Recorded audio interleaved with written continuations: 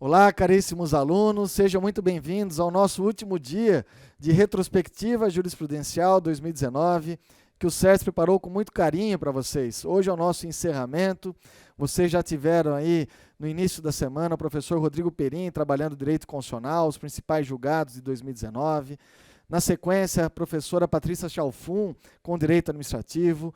Professor Rochester Marreiros trabalhou direito penal, parte especial e legislação extravagante. E ontem o professor Márcio Alberto trabalhando com vocês aí processo penal. Hoje, comigo, vocês terão aqui, nós estamos ao vivo aqui no estúdio do SERS, terão aqui a jurisprudência, os principais julgados de 2019, Supremo Tribunal Federal e STJ, mas precisamente aqui no âmbito de direito penal, parte geral. Tá joia? Bom, desde logo quero desejar a todos vocês um excelente 2020, que efetivamente esse ano vocês venham a colher os frutos aí dos seus estudos, que vocês consigam a tão sonhada aprovação e contem conosco nessa jornada. Bom, 2019 eu separei julgados então do Supremo e do STJ, mas sem dúvida esse primeiro que eu trago para vocês aqui, uma decisão plenária do Supremo que aparece no informativo 944 de junho de 2019, eu reputo a mais importante. Trouxe muito burburinho no aspecto doutrinário aí, muitas vozes da doutrina criticando a posição do Supremo. Nós vamos trabalhar com vocês a questão que envolve a criminalização da LGBTfobia. Então esse vai ser o nosso primeiro tema aqui com vocês. Criminalização da LGBTfobia, que como eu anunciei, apareceu aí no informativo 944 do STF. Na sua prova, pode ser que no concurso surja a seguinte questão. De acordo com o Supremo Tribunal Federal, a Lei de Racismo, a Lei 7.716 de 89, ela pode ser aplicada para punir as condutas homofóbicas e transfóbicas? O que acontece, pessoal? A lei de racismo, como a gente vai ver aqui, ela trabalha 5 hipóteses de discriminação. A discriminação em razão da raça, cor, etnia, religião e procedência nacional. Aqui não se encontra o elemento opção sexual, orientação sexual, identidade de gênero. Então, começou-se a discutir o seguinte, espera aí, nós estamos vendo aqui na sociedade muitos comportamentos humanos indesejados, muitas pessoas sofrendo aqui discriminação em razão da opção sexual, da identidade de gênero, e nós não estamos vendo nenhum desse comportamento humano se ajustando a algum tipo penal. Será que nós podemos considerar a lei do racismo, a lei 7.716 de 89, para reconhecer esse tipo penal como abrangendo, então, a LGBTfobia, a transfobia? É em torno disso que o Supremo discutiu a questão. Então, vamos relembrar o primeiro ponto aqui. Nós temos que relembrar com vocês os chamados mandados constitucionais de criminalização. Mandados constitucionais de criminalização. Pessoal, muito simples, né? Mandados são ordens de criar crimes que estão aonde? Que estão aqui na nossa Constituição Federal. O Constituinte, ele não pode criar crimes, não pode a Constituição prever crimes diante do princípio constitucional da legalidade. Pelo princípio da legalidade, somente o legislador ordinário é que poderá criar uma infração penal. O Constituinte sabe disso, mas em alguns casos, o Constituinte sabe também que essa atividade legiferante, essa criação de infrações penais por parte do legislador, ela está no âmbito discricionário do legislador. O legislador deve respeitar o princípio da intervenção mínima, lançar mão do direito penal somente quando houver o fracasso das demais esferas de controle. É o legislador que vai escolher o momento, isso fica no âmbito da discricionariedade, do talante dele, o momento em que ele vai criar uma infração penal, e o Constituinte sabe disso. Só que o Constituinte, ele vai dizer o seguinte, olha, legislador, em relação a alguns bens jurídicos aqui, dada a sua primazia em relação aos demais, eu vou dar uma ordem para que você crie infrações penais para protegê-lo de forma suficiente. São chamados mandados constitucionais de criminalização, nós temos diversos espalhados pela nossa Bíblia política. Um exemplo aqui, talvez seja o mais fácil da gente visualizar, é esse daqui, ó, o artigo 5º, 43 da Constituição. No artigo 5º, 43, o Constituinte está dizendo, olha, a lei considerará crimes, e esses crimes serão inafiançáveis e insuscetíveis de graça ou anistia, a tortura, o tráfico de drogas, o terrorismo e os definidos como crimes hediondos. Por eles respondendo os mandantes, os que executarem os crimes e aqueles que, podendo evitá-los, se omitirem. Então, veja, o Constituinte não está criando crimes hediondos aqui. Não está criando o crime de tortura, de tráfico, de terrorismo. Não. Ele está dando uma ordem para o legislador ordinário. Vai estar dizendo, ó, a lei considerará crimes. Crimes hediondos, tortura, tráfico e terrorismo. Todos esses crimes merecem um tratamento mais gravoso em relação aos demais. É isso que está dizendo o Constituinte. E vocês sabem que o legislador ordinário já cumpriu com essa ordem constitucional. O dispositivo aqui surge, então, em 1988, a nossa Constituição. Em 1990, nós temos a Lei dos Crimes Hediondos, a Lei 8.072. Em 1997, surge a Lei de Tortura, a Lei 9455. Em 2006, temos uma atualização da Lei de Drogas, a Lei 11.343. E em 2016, a Lei Antiterror, a Lei 13.260. Portanto, o dispositivo aqui, ele foi cumprido pelo legislador ordinário. Agora, o que acontece? E se nós tivermos um mandado constitucional de criminalização que não foi respeitado pelo legislador ordinário? E se o legislador ordinário não cumprir essa ordem dada pelo Constituinte de criar infração penal? Isso que se discutiu no Supremo. Nós podemos, então, ajuizar ação direta de inconstitucionalidade por omissão? Podemos ajuizar mandado de injunção para obrigar, então, o Congresso Nacional a exercer a sua função legiferante? Então, veja só, pessoal. O caso concreto é essa ação direta de inconstitucionalidade, número 26, e o mandado de injunção 4733. Essas ações elas foram ajuizadas em face de 2 mandados de criminalização. O artigo 5º, 41, que diz: a lei punirá qualquer discriminação atentatória dos direitos e liberdades fundamentais. E o 42, que diz que a prática do racismo constitui crime este inafiançável, imprescritível, sujeito à pena de reclusão, nos termos da lei. Então, a doutrina enxerga aqui 2 mandados constitucionais de criminalização. Esse dispositivo ele já foi observado, esse mandado de criminalização foi observado pelo legislador em 89, quando ele cria a lei de racismo. E no artigo 20, estabelece que praticar, induzir ou incitar a discriminação ou preconceito, mas veja só, de raça, de cor, de etnia, de religião ou procedência nacional, está sujeito a uma pena de reclusão de 1 a 3 anos e multa. Onde está aqui a questão envolvendo a orientação sexual, a identidade de gênero? Discriminação em virtude de orientação sexual. A homofobia. O legislador esqueceu de tipificar como crime essas condutas. Aí 2 partidos políticos entraram com ações no Supremo cobrando isso. A ação direta de inconstitucionalidade por omissão pelo Partido Social Popular e o mandado de injunção 4733 foi ajuizado pela Associação de Gays, Lésbicas e Transgêneros.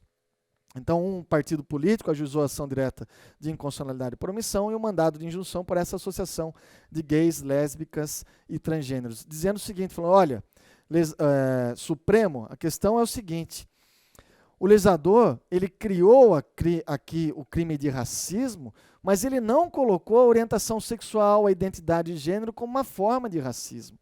Então, o legislador ele não está cumprindo esses mandados constitucionais de criminalização, já que a Constituição determina que a lei deve punir qualquer discriminação de forma severa, inclusive aqui por meio do direito penal, o legislador não está agindo dessa forma. Então, diante disso, nós queremos que o Supremo reconheça que, como o Congresso Nacional falhou com essa sua missão de dar aqui o cumprimento ao mandado constitucional de criminalização, que o Supremo, então, reconheça isso e que possamos, então, passar a tipificar essa conduta no artigo 20 da Lei 7.716 de 89.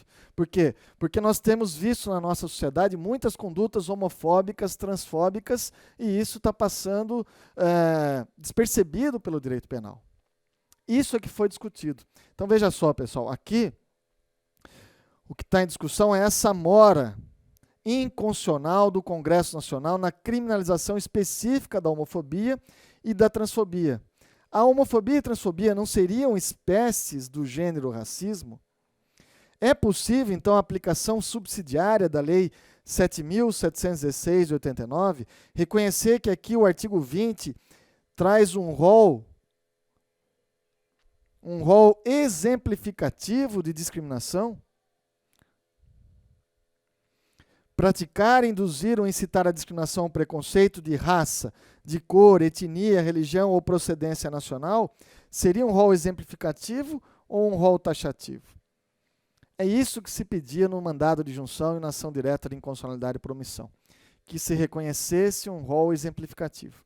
Aí o Supremo iniciou as discussões, começava a discutir esse assunto, e nós temos projetos de lei no Congresso Nacional visando tipificar esse tipo de comportamento, a LGBTfobia ser considerada crime, projetos de lei nesse sentido no Congresso Nacional. O Supremo olhava para o Congresso e falava, o projeto está parado lá, o Congresso não está fazendo nada, vamos resolver essa questão então? Vamos resolver esse mandado constitucional de criminalização? Iniciava a sessão, o Supremo se reunia, começava a discutir, o projeto de lei andava no Congresso Nacional, o Supremo então suspendia a sessão. Mas daí o Supremo percebia que cada suspensão de sessão também ocorria suspensão lá no Congresso Nacional. O projeto não caminhava. Aí o Supremo se reunia, o projeto caminhava. O Supremo suspendia a sessão, lá também era suspenso. Então o Supremo falou, peraí, o Congresso está de sacanagem, eles não estão a fim de decidir isso. Então vamos colocar uma pá de cal no assunto, e o Supremo, então, numa decisão plenária, 13 de junho de 2019, por 8 votos a 3, reconhece sim que esse rol é exemplificativo, reconhece que esse comportamento humano indesejado, a conhecida LGBTfobia, ela pode sim ser reconhecida aqui no artigo 20 da Lei 7.716 de 89, até que venha uma lei específica do Congresso Nacional. Então está aqui, ó. O julgamento se deu em 13 de junho de 2019, e olha que interessante, então. O Supremo diz majoritariamente a favor da aplicação da lei do racismo até a edição da lei específica no Congresso Nacional. Essa conduta, de acordo com o Supremo, a LGBTfobia, configura crime até que o Congresso Nacional cumpra seu papel. Por quê? Quais os fundamentos, pessoal? O fundamento basilar que o Supremo utiliza é que essas práticas homotransfóbicas, elas se qualificam como espécies do gênero racismo, na sua dimensão de racismo social, na medida em que elas são marginalizadas da sociedade, segregadas da sociedade em razão da sua identidade de gênero. Então, pessoal, se cair na sua prova esse tipo de questão, numa prova discursiva, numa prova oral, você não pode deixar de utilizar essa expressão racismo social. É isso que disse o Supremo Tribunal Federal, que esse tipo de comportamento, você marginalizar alguém, segregar alguém em função da sua opção sexual, porque ele é homossexual, porque ele é um travesti, por exemplo, isso configura crime de racismo, porque está englobado nessa ideia de racismo social. Como consequência disso, veja só, a LGBTfobia passa a ser considerada, portanto, uma conduta inafiançável e que não vai prescrever, já que o racismo, por força da Constituição, é inafiançável e imprescritível, então agora a LGBTfobia também o será. Compreendeu? Resumo da ópera. O Supremo falou o seguinte, olha, enquanto o Congresso Nacional não cumprir esse mandado constitucional de criminalização dos artigos 5º do artigo 5º, incisos 41 e 42, enquanto não surgir uma lei tipificando esse tipo de comportamento e protegendo o bem jurídico de forma suficiente, nós vamos utilizar aqui a lei do racismo, a lei 7.716 de 89. E aí nós vamos ter doutrina dizendo, olha, se então a discriminação racial engloba a homofobia, a transfobia, a injúria racial também vai englobar.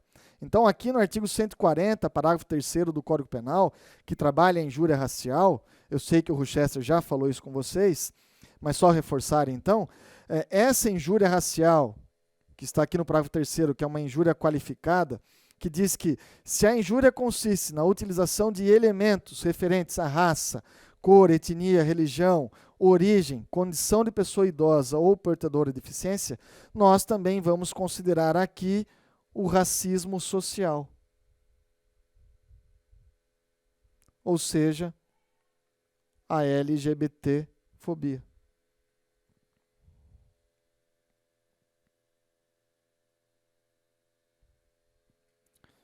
Lembrando que tanto para o STF como para o STJ, a injúria racial já era considerada imprescritível.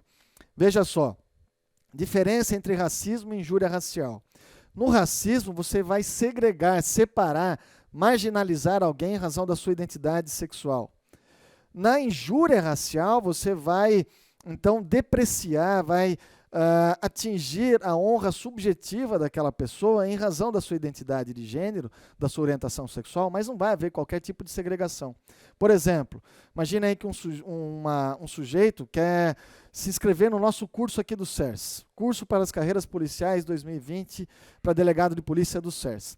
Mas, pelo fato dele ser homossexual, nós vamos falar, olha, aqui você não estuda, vai procurar outro cursinho. Veja, nós estamos segregando em razão da sua orientação sexual. Isso é racismo. Na injúria racial, seria o mesmo que eu xingar alguém, ou seu traveco, visando humilhá-lo, visando atingir a sua honra subjetiva, mas eu não estou separando. Ou seu homossexual, ficar xingando alguém de forma então pejorativa, visando atingir a sua honra subjetiva, mas sem qualquer espécie de segregação, sem qualquer espécie de separação. Isso configura injúria racial. Mas, então, diante dessa decisão do Supremo, estaria aqui também abrangida essa questão da injúria racial. Da mesma forma, lá na tortura, nós temos tortura, na Lei 9455/97, no artigo 1º, uma espécie de tortura discriminatória. Constranger alguém com emprego de violência ou de grave ameaça, causando-lhe sofrimento físico ou mental, em razão de discriminação racial ou religiosa. Então, essa tortura, conhecida aí como tortura discriminatória, também abrangeria a LGBTfobia. Torturar um homossexual em razão da sua opção sexual caracterizaria esse crime. Então, essas são as principais consequências aí da decisão do STF, do meu ponto de vista. Tá? Bom, a doutrina concorda com isso? Eu falei para vocês logo no início que foi uma decisão que trouxe muita polêmica, muita gritaria doutrinária, muitas vozes, na qual eu me incluo, criticando essa decisão do Supremo. Vamos ver o porquê. Crítica doutrinária. Qual que foi a principal crítica aqui? Veja, como é que fica o princípio da legalidade? Pessoal, princípio da legalidade, basilar do garantismo penal, que tem origem lá na Magna Carta 1215 do rei João Sem Terra, prevista em diversos diplomas internacionais, prevista na nossa Constituição, cláusula pétrea, artigo 5º, inciso 39, reproduzido no artigo 1º do Código Penal. Veja a sua importância, né? Uma garantia fundamental do cidadão, dizendo, olha, se for criar uma infração penal no nosso ordenamento jurídico, tem que ser feito por meio de lei. Reserva absoluta de lei formal, aquela lei que observa o devido processo legislativo. Vale dizer, um juiz pode, numa canetada, numa sentença, por exemplo, criar uma infração penal? Obviamente que não. Mas foi isso que o Supremo fez. O Supremo, então, reconheceu que esse comportamento homofóbico, esse comportamento transfóbico, embora não haja previsão expressa na lei, o Supremo reconheceu que é uma espécie do gênero racismo e, portanto, estaria englobado ali no crime de racismo da Lei 7.716 de 89, o que configura uma evidente analogia em Malam Partem. Pessoal, é claro, não estou defendendo esse tipo de comportamento na nossa sociedade. Obviamente que não. Nós, da doutrina que criticamos a posição do Supremo, nós entendemos sim que as condutas homofóbicas e transfóbicas representam comportamentos humanos indesejados que merecem a atenção do legislador ordinário, mas o legislador, ele deve cumprir o mandado constitucional de criminalização criando uma infração penal por meio de lei. Não pode o Supremo, numa canetada, criar infrações penais. Então, isso violaria o princípio da legalidade, representa, sim, uma analogia em Malam Partem, um ativismo judicial que assume contornos de uma ditadura do Poder Judiciário. Onde está a separação dos poderes? Nós sabemos que cabe ao Poder Legislativo elaborar leis, ao Poder Judiciário interpretar as leis, não reescrevê-las. Não pode o juiz se arvorar na figura do legislador para criar infrações penais. O legislador, o Supremo aqui, ele fez tábula rasa do princípio da legalidade. É por isso que eu gosto de uma expressão utilizada por Gustavo Badaró, que ele diz, olha, princípio nullum crimen nulla poena sine praevia lege, princípio da legalidade, descansa em paz. Foi isso que o Supremo fez. O Supremo acabou com o princípio da legalidade nessa decisão aí no informativo 944. Joia, pessoal? Então tá aí, ó. O que a doutrina entende, o que pode ser feito, então, diante de uma ausência de um cumprimento de um mandado constitucional de criminalização. Se o legislador não fizer nada, não observar um mandado constitucional de criminalização, o que pode ser feito? Pessoal, absolutamente nada. Nós não podemos forçar o Congresso Nacional a elaborar a lei. Eu trouxe para vocês aqui essa observação, ó. Para a doutrina, ante a inércia do legislador em relação aos citados mandados de criminalização, há de se reconhecer que, na prática, inexistem meios concretos para se exigir do Poder Legislativo o cumprimento de sua obrigação jurídico-constitucional no sentido de criminalizar determinados comportamentos indesejados pela sociedade. Joia? Então, ó, resumo da ópera aqui. O que se cair essa questão na sua prova? Se for questão na primeira fase, fácil, vocês colocam que o Supremo entende que a LGBTfobia, que abrange a homofobia, transfobia, isso configura crime de racismo até que o Congresso Nacional aprove uma lei específica. Se cai numa questão discursiva, uma prova oral, que tem grandes chances, aí você tem que argumentar a posição doutrinária. Lembrar que para a doutrina houve violação ao princípio da legalidade, que nesse caso representa, sim, uma analogia em Malam Partem, e que você pode lembrar do ativismo judicial, do princípio da separação dos poderes, e por aí vai, dizendo que, na prática, não há como exigir do Poder Legislativo que ele cumpra a sua função jurídico-constitucional de criar infrações penais. É algo que está no talante dele, no âmbito da discricionalidade dele, mas não pode o Poder Judiciário, numa canetada, criar infrações penais. Onde fica, então, o princípio da legalidade? Joia, pessoal? Então tá aí a primeira questão para vocês. Segundo ponto, também muito importante para quem atua na área policial, para quem vai fazer concurso na área policial, nós vamos trabalhar aí um julgado também do Supremo, envolvendo o princípio da insignificância. Princípio da insignificância e reincidência, informativo 938 do Supremo. A questão é a seguinte, ó. É possível aplicar o princípio da insignificância ao réu que é reincidente, ao réu que é portador de maus antecedentes ou criminoso habitual? Quem é meu aluno nos cursos aí sabe, a gente trabalha muito forte essa questão aqui. E a questão, pessoal, é a seguinte: o Supremo já falou, decisão plenária, informativo 793, que não dá para estabelecer uma regra, não dá para ter uma tese aqui e falar, ó, o cara é reincidente, então não cabe o princípio da insignificância. Não, temos que analisar o caso concreto. Mas, se você observar os julgados do STF e também do STJ, você vai perceber que, na sua maioria, os tribunais superiores negam a aplicação do princípio da insignificância quando se está diante de um réu reincidente, de um criminoso habitual ou portador de maus antecedentes. Eu coloquei essa observação para vocês aqui, ó. plenário do STF, então, quando analisou o tema, afirmou que não é possível fixar uma regra geral sobre o assunto. A decisão sobre a incidência ou não do princípio deve ser feita casuisticamente, caso a caso, informativo 793. Contudo, na maioria dos casos, os tribunais superiores aqui negam a aplicação do princípio da insignificância a essas hipóteses. Até aqui, tranquilos, né, pessoal? Agora, olha só que interessante, vamos avançar aqui. Ó. Pode o juiz condenar o réu reincidente a um crime apenado com reclusão e aplicar o princípio da insignificância para fixar o regime inicial aberto? Pegou a jogada aqui? O que eu estou querendo dizer? O juiz, então, ele está condenando, ele está lá, coloque-se no lugar do juiz, você está dando a sentença condenatória. Lavrou a sentença condenatória, você fala, peraí, ó, esse camarada aqui é reincidente, é algo insignificante. Vou reconhecer a insignificância, mas ao invés de dar um regime inicial fechado, como manda a lei, eu vou dar um regime mais brando para ele. O juiz pode fazer isso? Vale lembrar que, no princípio da insignificância, ele exclui, como vocês bem sabem, a tipicidade. Nós vamos ter a tipicidade formal e a tipicidade material. Tipicidade formal, aquele ajuste perfeito do fato à norma. Tipicidade material, a violação ao bem jurídico, a efetiva violação ao bem jurídico. Quando a gente fala em insignificância penal, ela vai excluir a tipicidade material. É uma causa supralegal de exclusão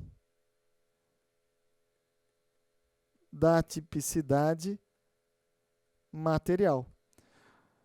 Causa supralegal porque não é prevista em lei, uma criação doutrinária e que encontra amparo na jurisprudência, por isso supralegal. E que exclui a tipicidade material. Ora, se exclui a tipicidade material, o fato é atípico. Se o fato é atípico, não há crime. Então, o ideal seria que o juiz reconhecesse que não há crime, que o fato é atípico, mas o réu é reincidente. Então, o juiz fala, ó, se o réu é reincidente, eu não vou reconhecer a insignificância para dizer que o fato é atípico. O fato é típico, o fato é ilícito, ele é culpável, vai responder pelo crime, só que ao invés de um regime fechado, vou dar um regime aberto, por exemplo. Seria possível o juiz flexibilizar o Código Penal, já que, de acordo com o artigo 33, o reincidente, independentemente da quantidade de pena aplicada, deverá iniciar a pena em regime fechado. E aí, pessoal? Olha só o que disse o Supremo Tribunal Federal. A reincidência não impede, por si só, que o juiz reconheça a insignificância penal da conduta, à luz dos elementos do caso concreto. Foi o que nós iniciamos falando. No entanto, o juiz pode entender que a absolvição, com base nesse princípio, ela é socialmente indesejável. Nessa hipótese, o que o juiz faz, então? Condena o réu, mas utiliza o fato de o bem furtado ser insignificante para fins de fixar o regime inicial aberto. Desse modo, o juiz não absolve o réu, mas utiliza a insignificância para criar uma exceção jurisprudencial à regra do artigo 33 do Código Penal, com base no princípio da proporcionalidade. Então, ó, um julgado que eu trago para vocês da primeira turma do Supremo, de 23 de abril de 2019. O Supremo está dizendo o seguinte, olha, eu vou reconhecer a insignificância penal não para absolver, não para excluir a tipicidade. Ele vai ser condenado, mas eu vou utilizar a insignificância penal para que ele seja condenado a um regime de pena mais brando. É algo insignificante que ele furtou, mas pelo fato de ser reincidente, então eu não reconheço a insignificância para tornar o fato atípico, mas para dar uma pena mais branda, porque seria desproporcional eu aplicar aqui o regime fechado a ele. Olha só que julgado interessante do Supremo. E nós temos um outro caso semelhante, que se deu em 2018. Pode o juiz condenar o réu reincidente, está aqui, ó, a um crime apenado com reclusão e substituir a pena privativa de liberdade por restritiva de direito? Lembrando que o Código Penal veda a substituição da PPL por uma PRD se estamos diante de reincidente em crime doloso. Então, aqui seria algo semelhante, né? O Supremo está falando, olha, é réu reincidente, não vou reconhecer a insignificância para tornar atípico, então ele vai ser condenado, mas eu vou substituir a PPL, a pena privativa de liberdade, por uma PRD, restritiva de direitos, embora haja vedação expressa no Código Penal. O Supremo poderia, então, flexibilizar essa norma? Foi isso que o Supremo fez. Novamente, flexibilizando as regras do Código Penal. Em um caso concreto, agora no ano de 2018, mas veja, novamente, a primeira turma do Supremo, o Supremo, então, reconheceu a insignificância do bem subtraído, mas como o réu era reincidente em crime patrimonial, ao invés de absolvê-lo, o que o tribunal fez? Reconheceu para substituir a PPL por PRD. Então, em resumo, guarde isso, ó. Insignificância e réu reincidente, tema super importante aqui para a sua prova. Qual é a regra? Você lembrar que a reincidência não impede, por si só, que o juiz reconheça a insignificância penal da conduta e absolva o réu, no caso concreto. Então, veja, a regra é que o juiz pode sim, reconhecendo a reincidência do réu, aplicar a insignificância e falar, ó, atipicidade material, fato atípico. Pode, essa é a regra. Só que nós temos duas exceções que o Supremo observou aqui. Quais seriam? Primeira, caso o juiz da causa considere penal ou socialmente indesejável a aplicação da insignificância para absolver o réu, ele poderá fixar um regime inicial mais brando, paralisando-se a incidência do artigo 33 do Código Penal no caso concreto, com base no princípio constitucional da proporcionalidade, ou ainda substituir a pena privativa de liberdade por restritiva de direitos, a despeito do disposto no artigo 44(2) do Código Penal. Então, pessoal, caiu insignificância e reincidência, a primeira coisa que tem que lembrar. O fato dele ser reincidente não impede o reconhecimento da insignificância penal, embora na maioria dos julgados os tribunais superiores neguem a insignificância ao réu reincidente. Mas nós temos na jurisprudência casos em que o juiz reconhece a reincidência e aplica a insignificância para absolver o réu, dizendo que o fato é atípico, excluindo a tipicidade material, o que tem que ser a regra. Mas nós temos julgados também da primeira turma do STF, de 2018 e de 2019, em que o Supremo reconhece que ele é reincidente, reconhece a insignificância do caso e, aplicando a proporcionalidade, condena, só que a um regime inicial mais brando, condena substituindo a pena privativa de liberdade por restritivo de direitos, não obstante as vedações previstas no Código Penal. Tudo bem, pessoal? Então está aí a jurisprudência do STF. Joia? Então falamos com vocês dois casos do Supremo já. A criminalização da LGBTfobia, um caso importantíssimo, insignificância e também réu reincidente. Um outro ponto importante que nós vamos trabalhar agora é a dosimetria da pena. Eu sei que muitos concurseiros na área policial deixam um pouco de lado a teoria da pena, mas é um grave equívoco. Pessoal, a teoria da pena, ela é sim cobrada nos concursos para a área policial. E não pense você que ela é pouco cobrada, não. Nós temos diversos dispositivos importantes que são muitos questionados nos concursos na área policial. Então vamos trabalhar a dosimetria da pena e a questão envolvendo os maus antecedentes, que foi trabalhado pelo STJ no informativo 647. A questão que pode aparecer é essa, ó.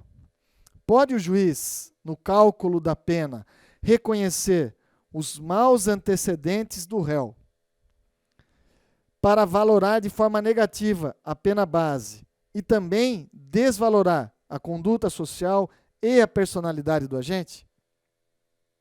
Imagine o juiz condenando um réu com múltiplas condenações, transitadas em julgados, mas veja, que ele não é reincidente. Vamos imaginar que o sujeito ele tem múltiplas condenações, então. Esse é o 5º processo dele. E ele já tem 4 condenações transitadas em julgado. Bom, como vocês bem sabem, o juiz, quando vai calcular a pena, então o juiz está aqui, ó, no 5º processo, prolatando uma sentença condenatória. No cálculo da pena,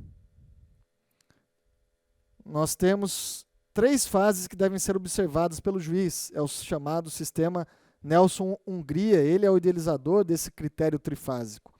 Na primeira fase, é a pena base, onde o juiz analisa as circunstâncias judiciais do réu. E aqui nós temos os maus antecedentes, a conduta social, a personalidade do agente, as circunstâncias do crime, o comportamento da vítima, dentre outras. Na segunda etapa, o juiz analisa se estão presentes agravantes, como a reincidência, por exemplo, e atenuantes, como a confissão do réu.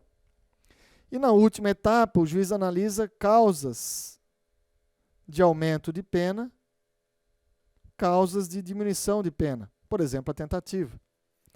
O que eu estou perguntando é o seguinte, o juiz pode reconhecer os maus antecedentes e valorar de forma negativa a pena base, aqui, aumentando em 1/6 em razão dos maus antecedentes. E fala, peraí, ele tem maus antecedentes, então ele tem uma conduta social inadequada, vou pôr mais 1/6. E em razão desses maus antecedentes, vou colocar mais 1/6, porque ele tem uma personalidade desvirtuada. O juiz utilizaria o primeiro processo com trânsito em julgado para dizer que são maus antecedentes, o segundo e o terceiro para dizer que a conduta social é inadequada, o quarto para dizer que a personalidade é desajustada. Poderia o juiz agir dessa forma? Foi sobre isso que se debruçou aqui o STJ. Então, quais são as circunstâncias judiciais lá do artigo 59 que o juiz deve analisar na pena base? Eu trouxe para vocês aqui.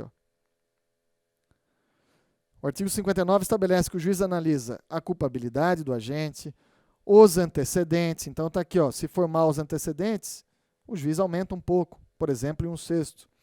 O juiz analisa a conduta social, o juiz analisa a personalidade do agente, motivos do crime, circunstâncias do crime e consequências do crime, além do comportamento da vítima. Tudo isso o juiz analisa. O que eu estou falando para vocês é o seguinte: o réu tem maus antecedentes. Então o juiz utilizou lá o primeiro processo e colocou aqui como maus antecedentes. Aí o segundo e o terceiro para dizer que ele tem uma conduta social inadequada. E o quarto processo para dizer que a personalidade dele é desajustada. Estaria correto o juiz agir dessa forma? E aí vem o STJ e vai dizer, não, está errado. Porque o juiz que agir assim, ele está confundindo maus antecedentes com conduta social, com personalidade do agente. Cada circunstância dessa tem contornos próprios, regras próprias, e não se confundem. Então, acompanhem comigo aqui. Qual a diferença entre antecedentes criminais e conduta social? Antecedentes criminais, pessoal, é o histórico criminal do réu. Então, se ele tem maus antecedentes, isso vai influenciar na primeira fase da aplicação da pena, como a gente viu. Pode ser que ele seja reincidente já. Se for reincidente, aí é um agravante. Vai na segunda fase. Então, é o histórico criminal do réu. São os crimes que ele praticou e que já constam ali. Isso é o que se chama de antecedentes criminais. E aqui um cuidado. Nós estamos trabalhando com maus antecedentes, mas veja, eu trouxe exemplos ali falando para vocês, olha, vamos imaginar que ele já tem 4 processos transitados em julgado, ele ainda não é reincidente, o juiz está julgando o 5º processo, mas já transitou em julgado os 4 anteriores. Claro que o juiz não pode valorar de forma negativa se o agente ele tem processos penais em curso ainda, se ele tem diversos inquéritos policiais que estão em curso. O STJ tem súmula sobre isso, eu trouxe aqui. Súmula 444. É vedada a utilização de inquéritos policiais e ações penais em curso para agravar a pena base. Somente se houver o trânsito em julgado, então. Se for inquérito policial em andamento, ação penal em andamento, o juiz não pode se utilizar disso como argumento para agravar a pena base, súmula 444 do STJ. Então, antecedentes criminais é o histórico criminal do réu. Tá? Não se confunde com conduta social. Pessoal, conduta social é o comportamento do agente no seio familiar, no ambiente de trabalho, o relacionamento com outros indivíduos, a conduta dele na sociedade. é utilizado para aferir a conduta social do agente, primeira fase da aplicação da pena também. O juiz também deve analisar a conduta social, mas veja, não tem nada a ver com o histórico criminal dele, é o comportamento dele na sociedade, no lugar que ele trabalha, na família, com os amigos, no clube que frequenta. É isso que é analisado. O fato de ele ter vários processos criminais em andamento, o juiz não pode falar, então a conduta social dele é inadequada, não. Tem que analisar de forma concreta como se dá a conduta dele na sociedade. Também não se confunde os antecedentes criminais com a personalidade do agente. A personalidade é a síntese das qualidades morais e sociais do indivíduo, ou seja, um retrato psíquico do agente. Olha só um julgado falando sobre isso. A valoração negativa da personalidade, embora possa prescindir de laudos técnicos de especialistas da área de saúde, exige uma análise ampla da índole do réu, do seu comportamento, do seu modo de vida, a demonstrar real periculosidade e perversidade. Sexta turma do STJ 2016. Então, em resumo, personalidade, você vai analisar a insensibilidade, a desonestidade, o modo de agir do criminoso. Repare, não tem nada a ver com o histórico criminal do agente. Tampouco com conduta social, comportamento do agente no seio familiar, ambiente de trabalho e relacionamento com os demais indivíduos. Então, o STJ, ele vai dizer o seguinte, olha, o juiz não pode valorar negativamente a conduta social e a personalidade do agente porque ele tem maus antecedentes. Não, se ele tem maus antecedentes, ele deve valorar o artigo 59 de forma negativa, mas em razão dos maus antecedentes. A conduta social é outra coisa, que o juiz precisa analisar de forma concreta. A conduta social é outra coisa. A personalidade do agente também é outra coisa, que o juiz deve analisar de forma concreta. Então veja o julgado de 2019 aqui do STJ. Eventuais condenações criminais do réu transitadas em julgado e não utilizadas para caracterizar a reincidência, então ele não é reincidente ainda, somente podem ser valoradas na primeira fase a título de antecedentes criminais. Somente isso, para dizer que tem maus antecedentes, não se admitindo sua utilização para desvalorar a personalidade ou a conduta social do agente. A conduta social e a personalidade do agente não se confundem com os antecedentes criminais, porque gozam de contornos próprios, referem-se ao modo de agir e de ser do autor do delito, os quais não podem ser deduzidos de forma automática da folha de antecedentes criminais do réu. Trata-se da atuação do réu na comunidade, no contexto familiar, no trabalho, na vizinhança, no seu desempenho, temperamento, das características do seu caráter, aos quais agregam fatores hereditários e socioambientais moldados pelas experiências vividas pelo agente. Então, pessoal, o que o STJ está dizendo aqui? Eu ainda não terminei o julgado com vocês. Ele está dizendo que não dá para a gente, analisando a folha de antecedentes criminais do réu ali, que vai dizer que ele tem 4 condenações transitadas em julgado, com isso eu não consigo dizer como é que é o comportamento dele na sociedade, como que é a sua personalidade. Não, eu consigo dizer que ele tem maus antecedentes. Maus antecedentes, sim, mas falar que isso serve para valorar de forma negativa a sua personalidade, a sua conduta social, isso não dá. Continuando.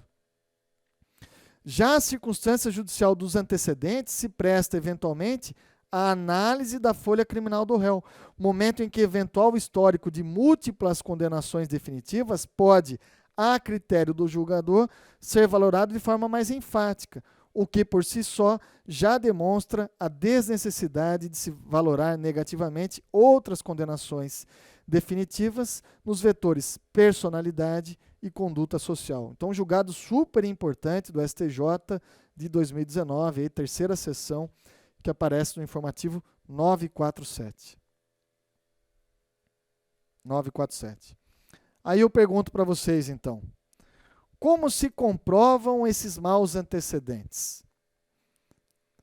Como que no caso concreto, o Ministério Público na acusação vai comprovar os maus antecedentes no réu? Como que o juiz o que o juiz vai utilizar no processo para dizer que ele tem maus antecedentes e aí valorar de forma negativa a pena base?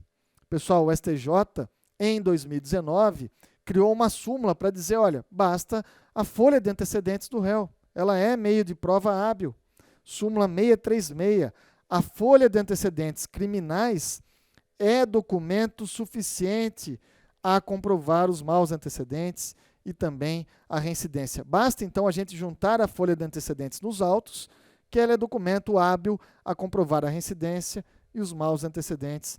Então, súmula do STJ, vocês sabem aí como esse tema é importante, né? Tudo que envolve súmula, isso é super importante, sobretudo para a primeira fase. Tudo bem, pessoal? Último instituto que eu quero trabalhar com vocês aqui, se tratando aí de jurisprudência 2019, diz respeito ao induto. Vamos falar um pouco do induto com vocês? A questão é o seguinte, pessoal. O que se discutiu aqui? Quais os efeitos que o induto ele acaba extinguindo numa sentença condenatória? Bom, o induto, como vocês sabem, o Estado ele renuncia ao seu poder de punir. O Estado renuncia ao direito de punir. Isso que é o induto, a renúncia estatal ao direito de punir. Quem concede o induto? Bom, em regra, é o presidente da República, por meio de decreto. Em regra, porque ele pode delegar essa sua competência, por exemplo, para o ministro da Justiça, por exemplo, para o advogado-geral da União. Mas então é um ato discricionário que se insere na competência da presidência da República. O induto só ocorre no Natal? Não, pessoal. É que é tradição no Brasil a gente ter aí os indutos natalinos, mas pode acontecer em qualquer tempo. Pode acontecer para qualquer crime, crime de ação penal privada. É cabível induto? Sim, é cabível induto, inclusive na ação penal privada. Em regra, qualquer crime admite induto. Eu digo em regra porque vocês sabem que existem exceções constitucionais. Não se admite induto, isso está na Lei 8.072/90, não se admite induto aos crimes hediondos e equiparados. A Constituição, lá no artigo 5º, 43, ela fala que não cabe anistia e graça. Tá? Aí surgiu uma discussão se a lei dos crimes hediondos poderia ter inserido o induto também como uma vedação aos crimes hediondos equiparados. Surgiram duas correntes e a que prevalece é que, na verdade, o Constituinte estabeleceu um patamar mínimo ali. Não pode haver anistia, não pode haver graça, e aí é claro que o induto seria um algo a mais, um plus, que o legislador poderia sim colocar na lei como fez. É isso que prevalece. Então o induto ele não é admitido a crimes hediondos e equiparados.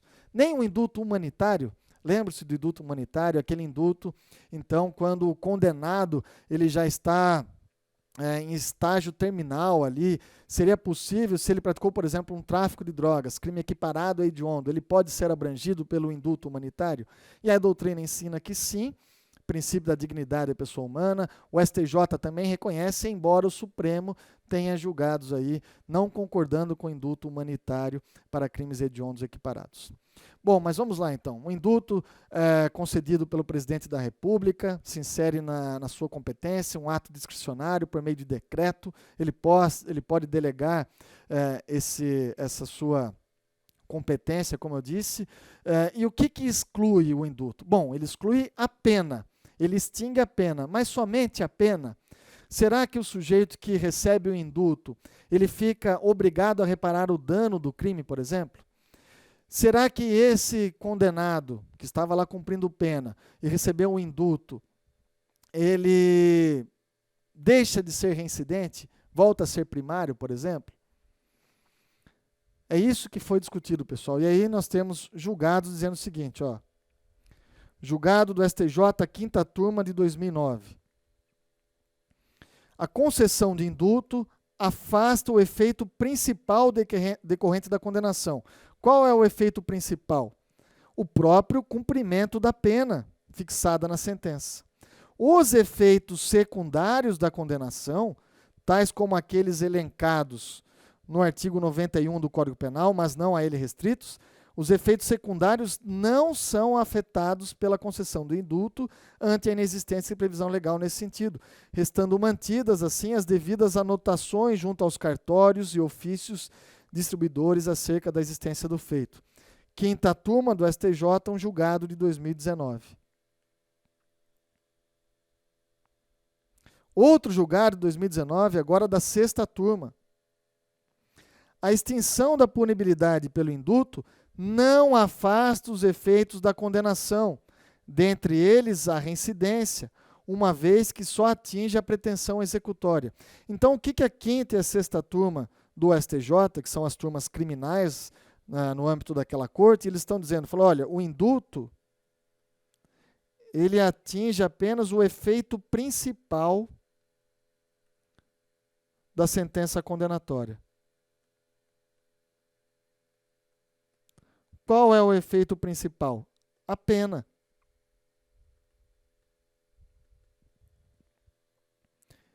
Então, o indulto extingue a pena, ou pode ocorrer a comutação da pena, né, a substituição da pena. Mas o indulto, por exemplo, não afasta, de acordo com esses julgados que eu trouxe para vocês, o nome do condenado do rol dos culpados. Então, ele vai continuar com o nome lá no rol dos culpados. Portanto, não afasta a reincidência. Ele continua sendo reincidente. Continua havendo a obrigação de reparar o dano.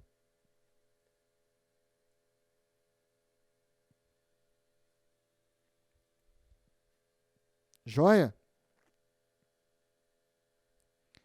E em razão disso, veja, quinta e sexta turma, com o mesmo entendimento, surge a súmula 631 do STJ.